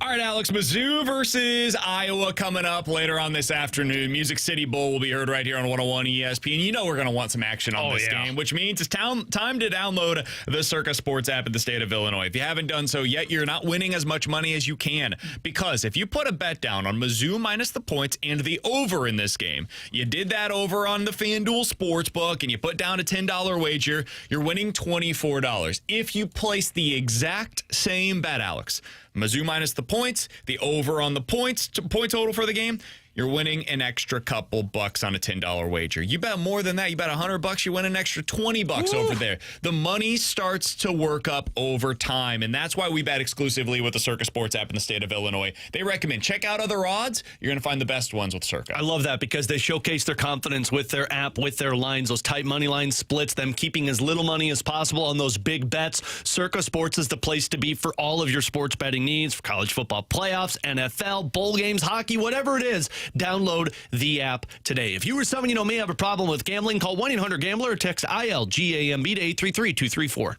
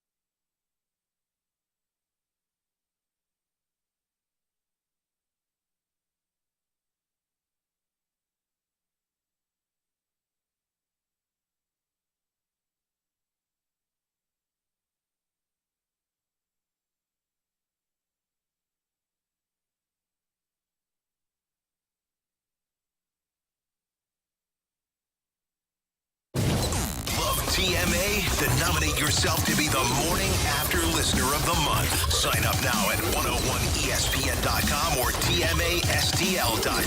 The TMA Listener of the Month Club is quenched by Milagro Tequila. Welcome to a brighter side of tequila with Milagro Tequila. Giving you the picture, the real big St. Louis sports picture. It's BK and Ferrario, live from the Car Shield studio on 101 ESPN. Come on, man. Are you in or are you out? It's in or out with BK and Ferrario.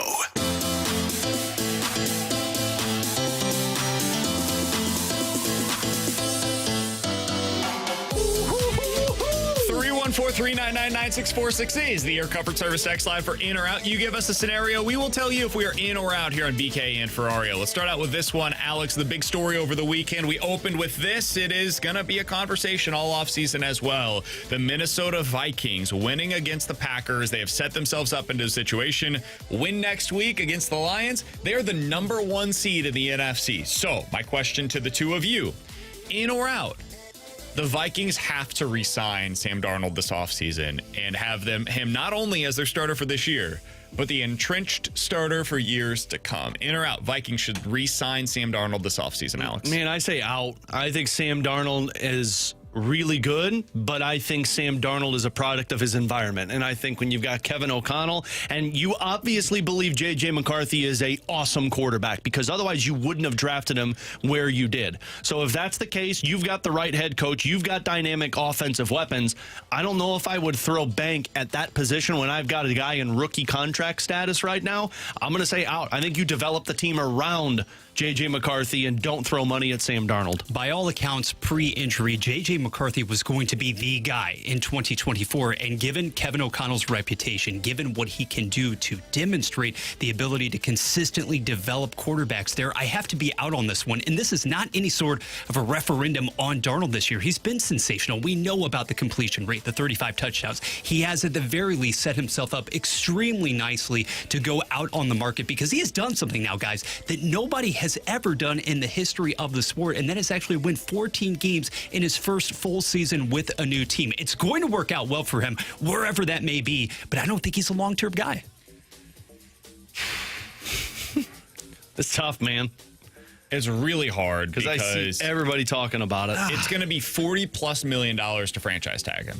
So you're talking about him, if he's going to sign long-term, if I'm his agent, $50 million. That's the starting point. We can start negotiating off of a $50 million per year contract. I mean, he just outplayed Jordan Love. Yeah. And Jordan Love's contract, I'm going to pull this up real quick to see what the exact dollar figure is. Jordan Love is making $220 million over the next 4 years. It's a $55 million per year basis. Why am I taking less than what Trevor Lawrence or Jordan Love or Tua, who got $53 million? Why am I taking less than those guys when I outplayed all of them this year? I'm going to say out. I know that sounds crazy because Sam Darnold has been really good for the Vikings this year. I'll let somebody else pay the $50 million for him, because once you pay him that $50 million, you have to stop paying the other guys that have been able to elevate him. Like Jordan Addison, goodbye after your rookie contract is up. You look at that defensive side of the ball, some of those veterans that they've got that have become, if not star level talents, like the whole is greater than the sum of its parts type of a defense, that's going to start to dissipate over time. I would hand it over to J.J. McCarthy next year. And I would say, I think he can be 80% of what Sam Darnold has been. We drafted J.J. McCarthy to be better than what Sam Darnold has been so far.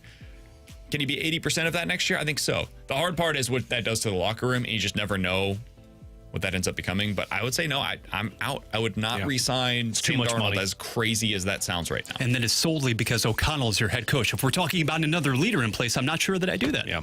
Guys, in or out, Colton Parayko is going to finish top 15 in terms of points by a defenseman in the NHL at the end of the season. Top 15? I know he's got 21 points in 38 games right now. Right now, he's 20th overall in points.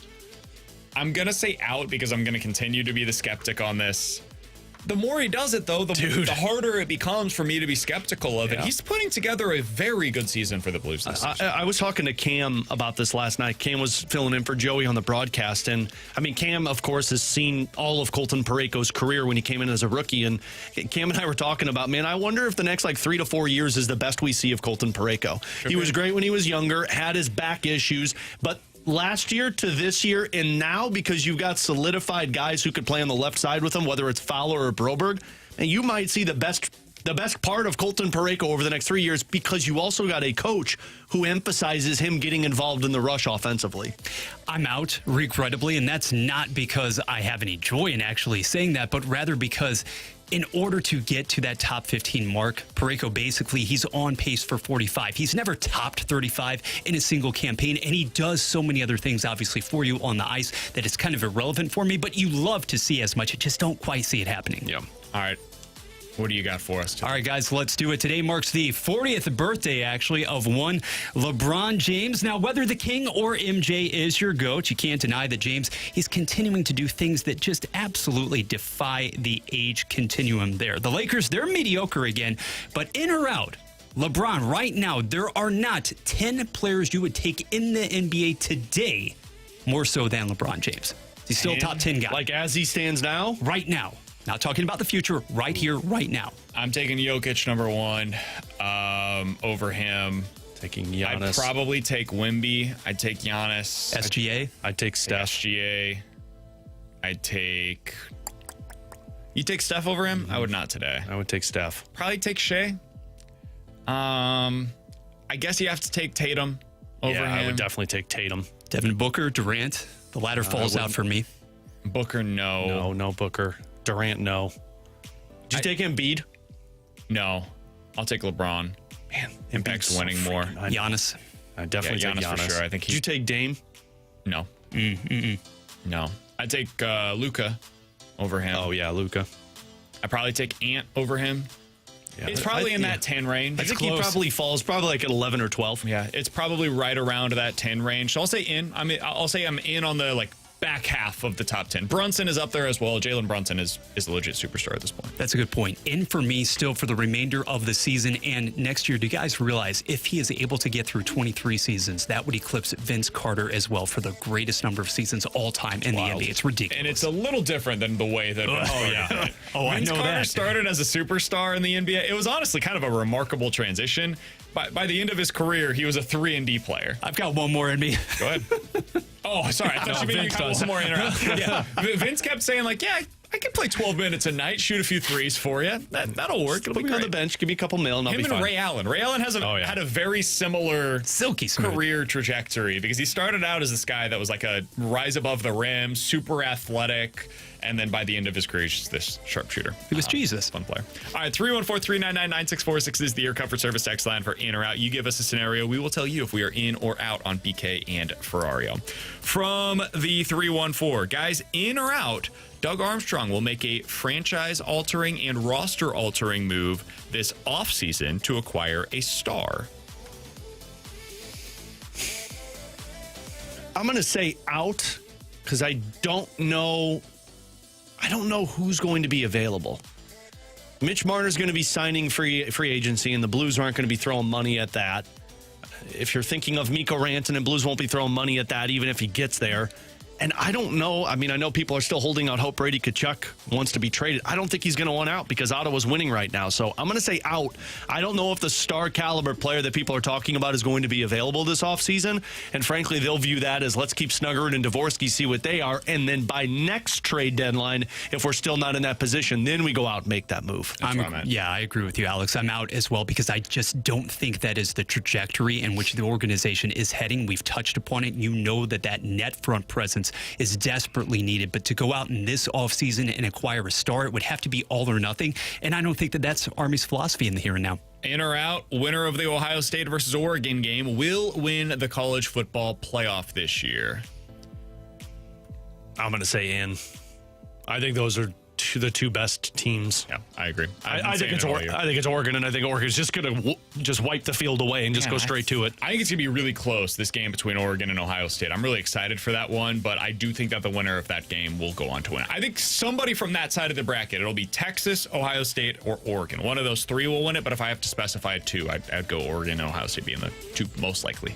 Yeah, I'm in. I wouldn't be shocked whatsoever if OSU were to actually pull this one off. And Texas, for me, is the other team that could work its way into the equation. But believe it or not, I actually feel more confident in not only Gabriel, but let's say Ohio State actually gets past the Ducks. With the way that Will Howard has been playing, I would actually put him above Quinn Ewers right here, right now. So to me, that's why I would be backing off Texas a little bit as far as winning it all. All right, 314-399-9646 is the Air Comfort Service text line. Last one from the 618. Guys, in or out, we should end pointless bowl games and expand the playoffs to get fewer players sitting out of the bowls. I'm out. I think the playoff is fine at 12. Yeah. I would have gone to 8. That would have been my number of teams that I would have preferred to have in the playoff, but they went to 12, whatever. I'm not going to be upset about it. But I'm out. I do not think you should expand the playoffs again. I'm out. Guys are going to opt out. They're going to sit regardless. It's just a matter of semantics here.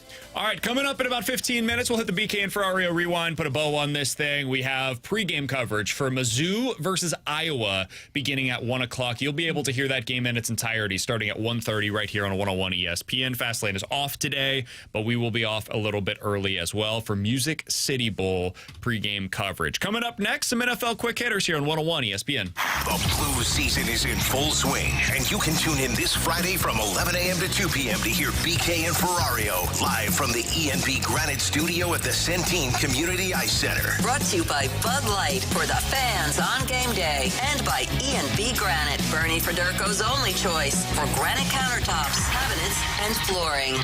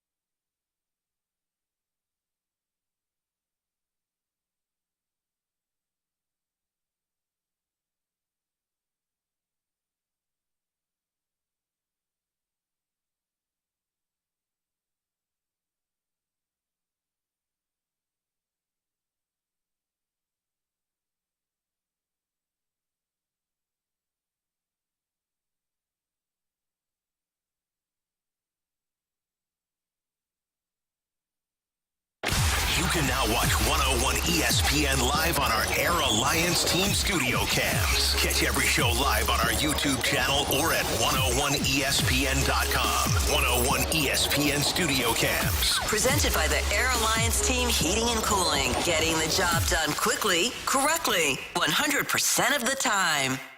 101 ESPN Sports Center. Tigers, Hawkeyes tussle shortly. I'm Bradford Bruns with your Sports Center update powered by Saliga Heating and Cooling. About 25 minutes from now, Mizzou football bids farewell to 2024. MU battling 8-win Iowa as 101 ESPN's Music City Bowl coverage begins at 1 p.m. Quarterback Brady Cook makes his final college start. Number 12 will be surrounded by familiar faces in Nashville, including offensive mainstays Theo Weiss, Nate Noel, and Marcus Carroll. Luther Burden III, plus Armand Membu declared for the NFL draft earlier this month. Tonight, Week 17's last pro showdown pits Detroit against San Francisco. Minnesota, though, still pursuing that NFC North title after beating Green Bay yesterday. Pucks, Jim Montgomery's Blues, are Wrigley Field bound. Tomorrow brings a Winter Classic contest versus Chicago. This Sports Center update is brought to you by Saliga Heating and Cooling, an independent American Standard heating and air conditioning dealer. We're right back to more of it.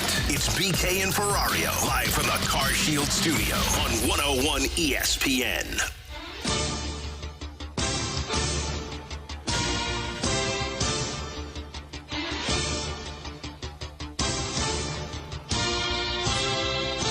Let's dive into some NFL quick hitters with Alex Ferrario and Bradford Bruns. I'm Brandon Kiley. Just about 20 minutes left here on this show. We've got Mizzou versus Iowa pregame coverage beginning at 1 o'clock. We'll be back with you for a full show tomorrow, off on Wednesday. And then after that, we're back ready to go. It's the new year. It's everybody back in the studio. Alex, myself, T-Bone back in with us, and then we're ready to go. So it will be normal sooner rather than later here on BK and Ferrario. December always gets a little wonky. All right, let's get into NFL quick hitters. Alex, for you, what was your most impressive win of the week? What was the team that stood out to you above the rest when you think about the most impressive victory from this past week in the NFL? Man, I really think it was the Vikings. But I agree. Because it's the obvious one, I'll go a little different. I'll say the Commanders. Because I think the Commanders have fallen into this pit of like, yeah, they're fine, but they're just making too many mistakes to be a team that can do anything in the postseason. And I agree with that. But I'm seeing more and more Jaden Daniels just be a difference maker. And it's the same way C.J. Stroud was last year for the Houston Texans. We've made that reference a couple of times. I do think Jaden Daniels, now things have to go in their favor significantly. I do think Jaden Daniels can pull an upset in the playoffs this year. So I think that was an impressive win for me. I know the Falcons aren't anything special, but they did have Penix Jr., and that's new life. They played well, and the Washington Commanders found a way to win that shootout. I could see Washington going to L.A. and winning that game. Yeah. Like, that would be the current slated matchup is Washington going on the road to play in L.A. I could see that. Totally. Yeah, I could absolutely. definitely beat them. No, I appreciated what Philly actually was able to do. I know that it's a downtrodden Dallas team, but to absolutely throw down on the Cowboys without Jalen Hurts, that was impressive yesterday. But I'm leaning with you guys because the one thing that Daniels hasn't had to consistently do in his rookie season, really come back from sizable deficits. In Atlanta last night, I was here for that contest, really jumped out to that 17-0 lead. And in the second half of that game, doing absolutely everything, not getting a lot in the way of the vertical game from McLaurin. But when you go into overtime in that contest, you're tossing 3 more touchdowns through the air, and you're still racking up every first down that you can on the ground as well. Daniels with more than 100 yards rushing yet again. There isn't anything that he can't do at this stage. And I'm with you, BK. If that ends up being the matchup in the first round, I don't even know if that's frankly much of an upset because I would take Washington with confidence. Can I be the homer? Do it, please. The Chiefs beating the Steelers the way they did. No, you can't do that. Sorry. I thought it was incredibly impressive. 29-10. Just never once did I feel like the Steelers were going to be in that game, much less win it.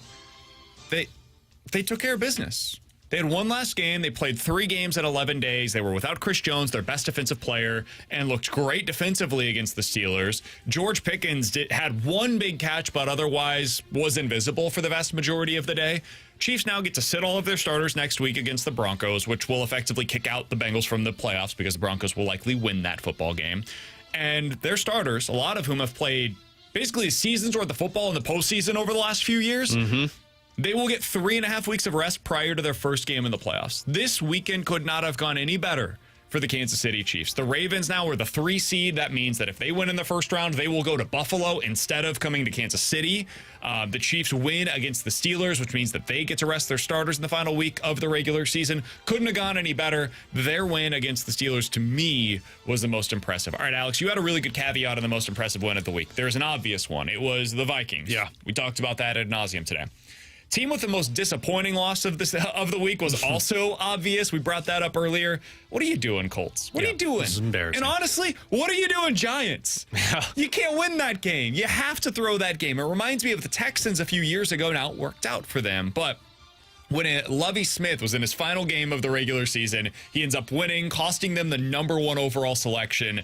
But that's what that felt like for the Giants. They end up losing out on the number 1 pick because they win a really strange game against the Colts. Alex, was there another loss to you that felt the worst other than the Colts? So it wasn't a loss, but I could tell you what almost was the most embarrassing loss of the week was the Bengals with that doink off the field goal poles. Yeah. Like, the Broncos probably should have closed that one out. Obviously, they couldn't get it done. The Bengals were opportunistic, but like that was pretty close. Another one, Cardinals.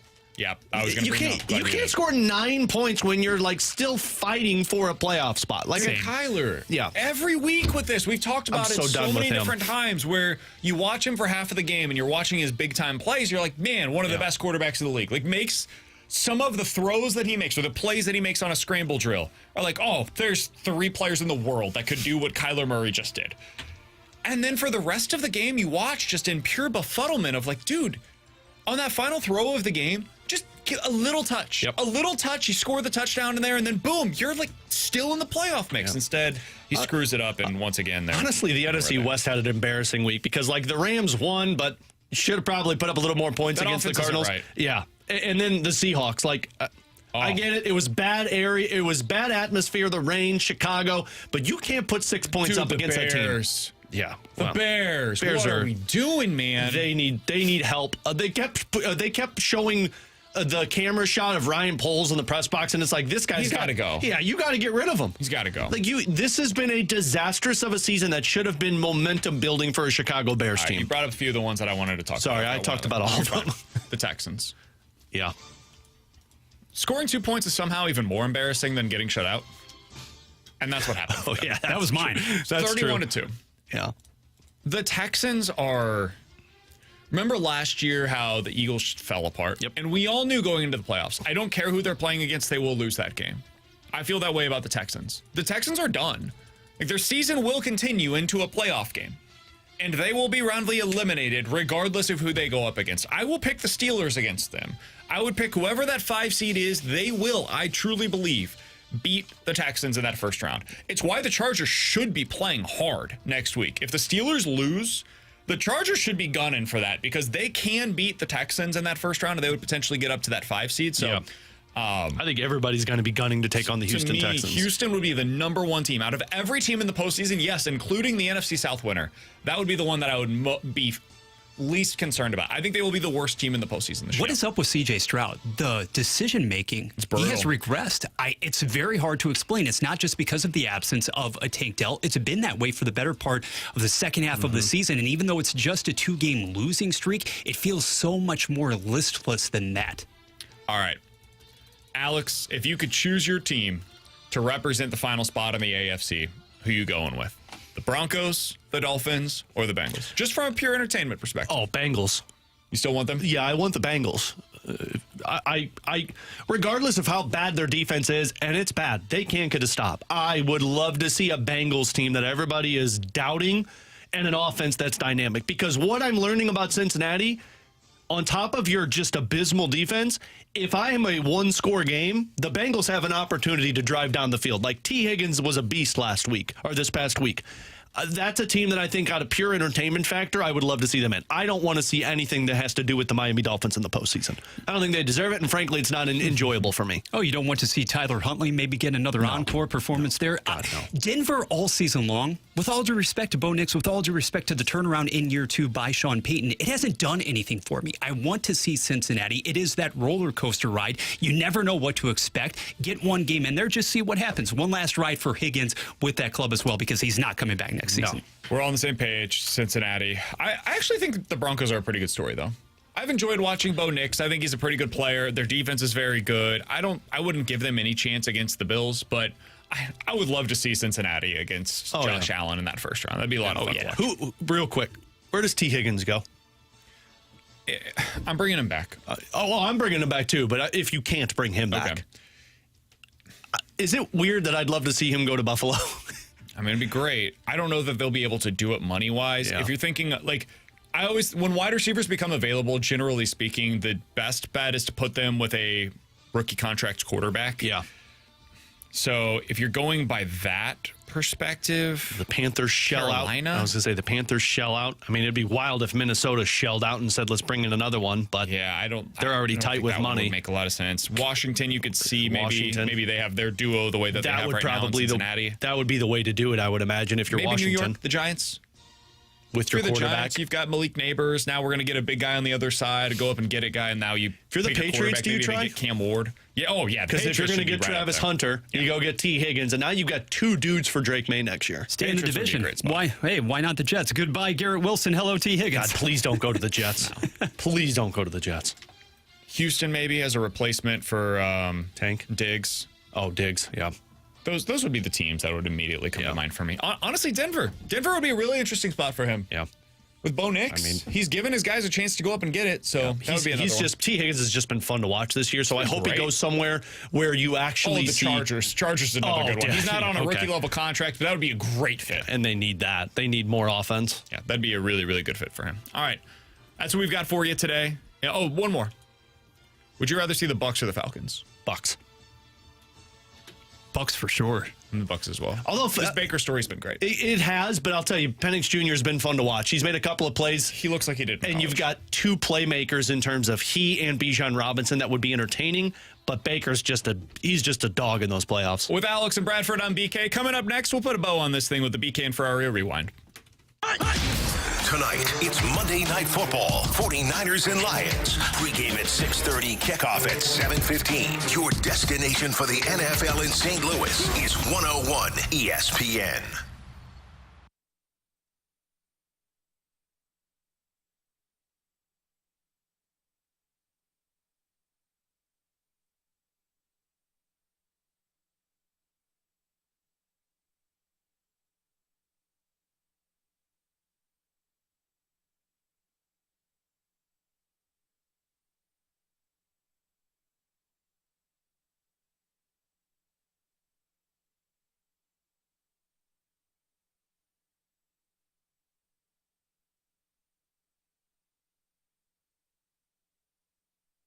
If you have unfiled taxes or are in debt to the IRS, this is important news. Did you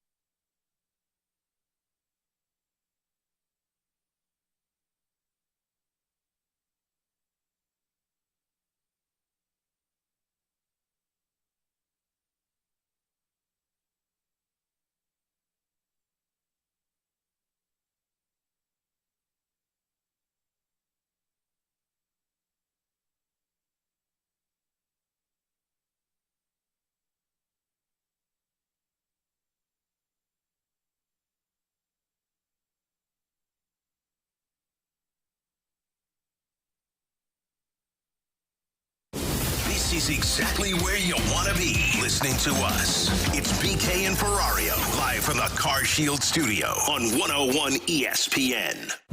Let's run it back with a daily rewind on BK and Ferrario. Brought to you by Gloria Lou, your home sold guaranteed realty. Selling your home begins at GloriaHasTheBuyers.com. I have good news for Mizzou fans that want to bet on this game. Over on the Circa Sports app, the line has gone all the way down to a pick'em.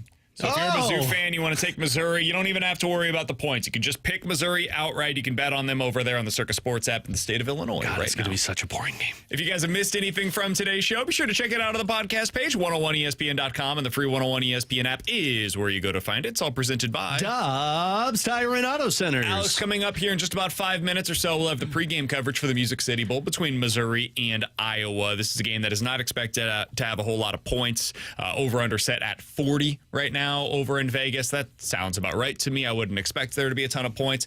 If I was betting on anybody, I'd say a Brady Cook anytime touchdown would be the one that I would be most interested in. I just have a feeling they'll try to get him in the end zone. Final game as a Tiger. It makes a lot of sense for them. Anything else you're watching for in this game coming up here in about 30 minutes, Alex? Theo Weiss, like you guys mentioned earlier, the final game with Mizzou, trying to raise that draft stock as much as possible. I'd expect, because there's no Luther Burden, I'd expect a big game from him, even with an Iowa team that's always pretty stingy. Yeah, they're unbelievable defensively on that side of the football. So another thing to watch, they do not have their right tackle. Armand Mimbu has opted out of this game. He's eligible for the NFL draft this year. He's going to be taking his talents to the league. So it's probably not going to be the same kind of protection that you've become accustomed to. Brady's got to be excited. He's a legit top 50 prospect in this year's draft, so you'll probably see a little more pressure coming from the right side than what you're typically used to. So Mitch Walters, baby. So Brady rushing touchdown to the left side. Yeah, that's what I'm calling for. That's what I would anticipate. Cool. Be curious to see what they get out of Joshua Manning. I think he's a really good player. They expect a lot out of him next year. He's a receiver that's going to be taking place of Luther Burden in this one, so pay attention to that. On the defensive side of the ball, there was news yesterday. Their linebacker coach is going to be taking the defensive coordinator job out at App State, so this will be his final game as the linebackers coach for Mizzou as well. Think Missouri wins. Think it goes under the point total in this one. That game is coming up here in about 30 minutes on 101 ESPN. For Alex Ferrario and Bradford Bruns, who did a fantastic job filling in for Tanner Hendrickson today, I'm Brandon Kiley. We'll talk to you guys tomorrow at 11 a.m. Coming up next is Music City Bowl pregame coverage.